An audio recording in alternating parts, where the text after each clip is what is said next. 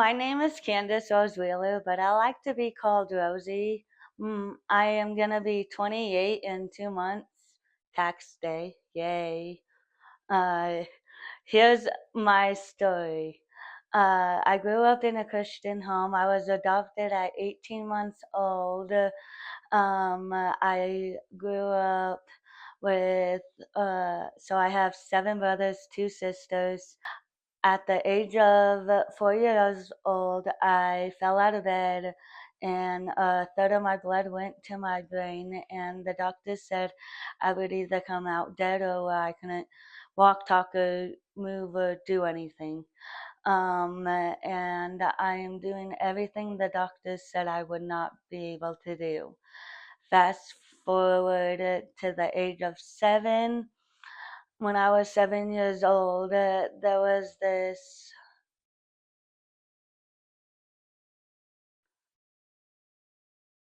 brother that was my adoptive brother. Say he did things to me, and he said that I can't tell anyone, and if I did tell someone, any our family would be broken. Well, that's my family that I known since I was 18 months old, the only thing I had. So I kept it in for quite a while. He did it until I was 15. And fast forward to when I was 17, I met this military guy. He took me on base and he gave me alcohol. He said nobody would find out, and I drank it, and then he sexually assaulted me. And then I kept that from people for quite a while too. And then at the age of 18, I uh, I got kicked out of my parents' house. It was for the best though, because I don't think I would be where I am today without being kicked out. Um, uh, then that's when I got into my very first host home. Um, uh, and Dean, I met him. He was still working at Dungarvan when I met him.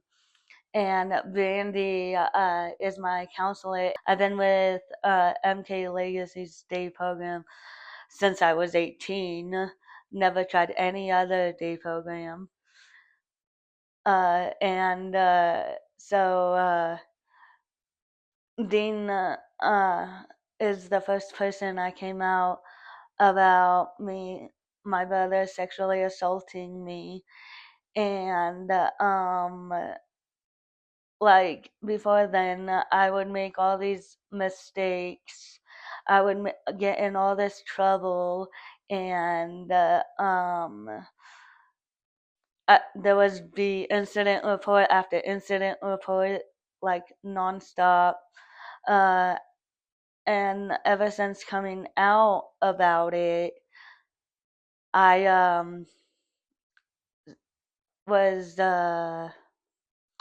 getting better, and then I moved into my host home that I'm in today. I've been with Julie for 5 years. Coming June, she's the longest host home I've been in. And then um, and then Mama Shaw has shown me that I can make mistakes, but also someone can still love me even though I do make those mistakes. Jordan. He has taught me, because we would have other interns and Jordan would be around, and I would go to Jordan and I would be like, "Ooh, Jordan, do you go to school with that dude? He's kind of cute." And then he's like, "Rosie, you gotta have more respect, bro." And so I have um, then taught how to respect myself more by not flirting with other guys, if they like me, then they will come to me, and and it will be the time. But as of right now, I am fine being a single woman. But anyways, so I kept making mistakes, and then I moved in with Julie, and Julie has shown me the love and tough love that I need. Um, and I have had my alone time, but had it taken away. Then now I've had it since 2023. I am doing really good with everything. And I wouldn't be where I'm at without Sean, Megan, and Dean, and Jordan, and Julie, and my arch advocate, Christina. I have a really good team. So that's my story.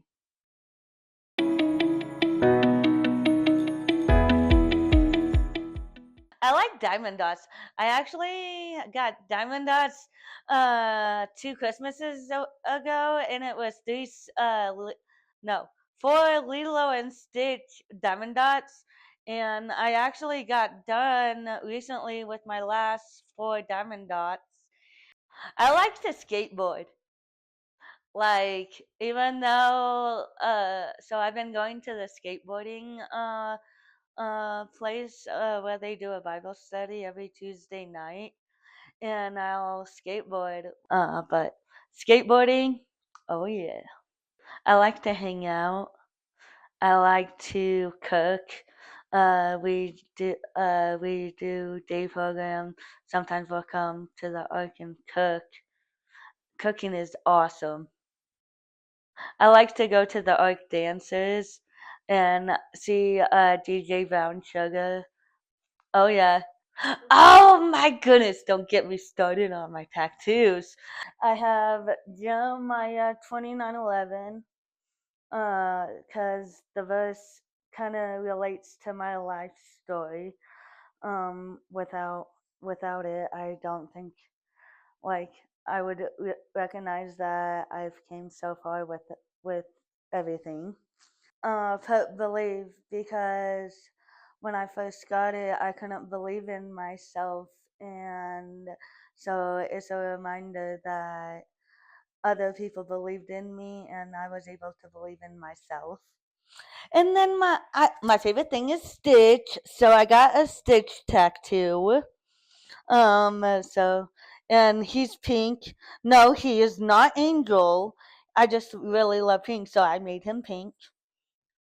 And then my last, but not only last tattoo, I actually drew this one. I drew the rose, and then I took it to my tattoo artist, and he tattooed it on me.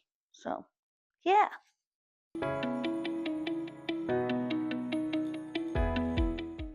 Well, I make my own doctor's appointments. I make my own rides to my doctor's appointments.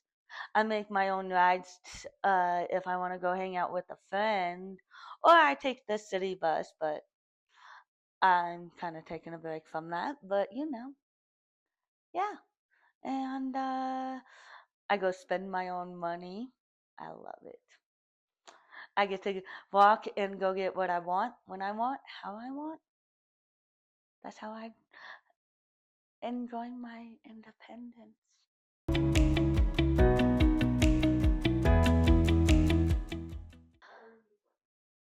I was 16 when I worked at Arby's.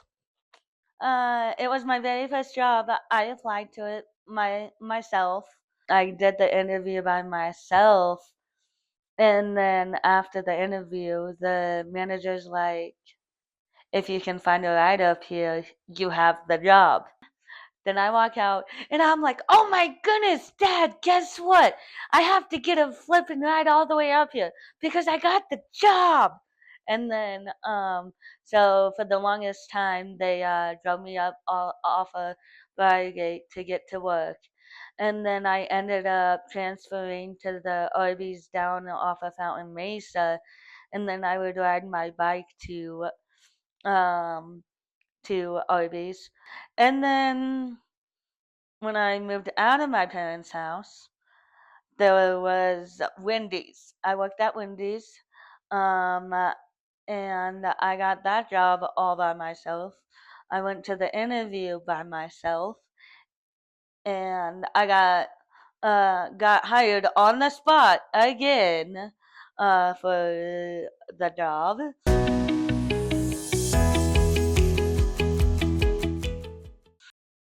Perfect job? Hmm.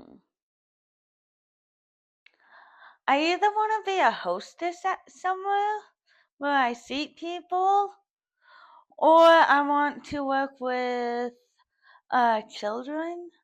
I really like little kids, so like babysitting or something, or even working at King Supers, or even working just not at fast food again. Ugh. Anyways, but yeah.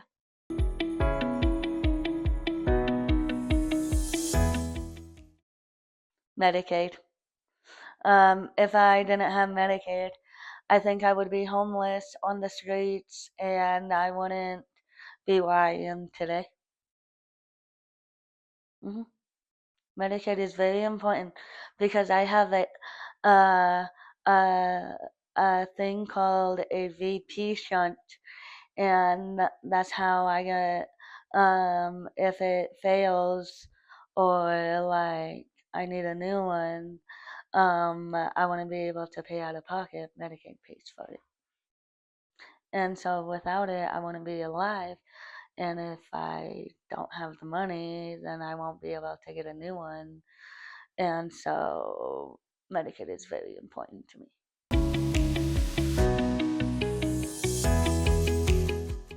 Oh no, I make my own decisions. Like my doctor's appointments, I make on my own. But like me cutting people out of my life, is my decision. In the past, I would have to have help making that decisions, but now I'm making my own smart decisions.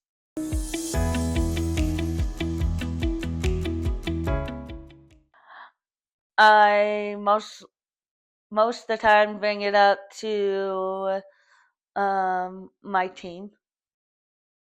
I have like the 100 and 1,000 support that I need.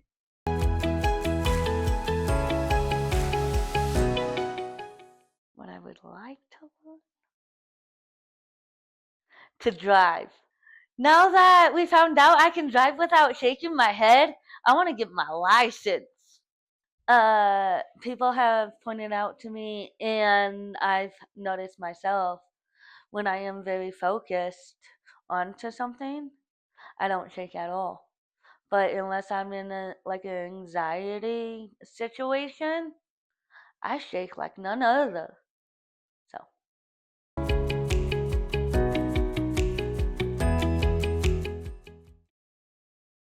don't judge a book by its cover. Like, do not.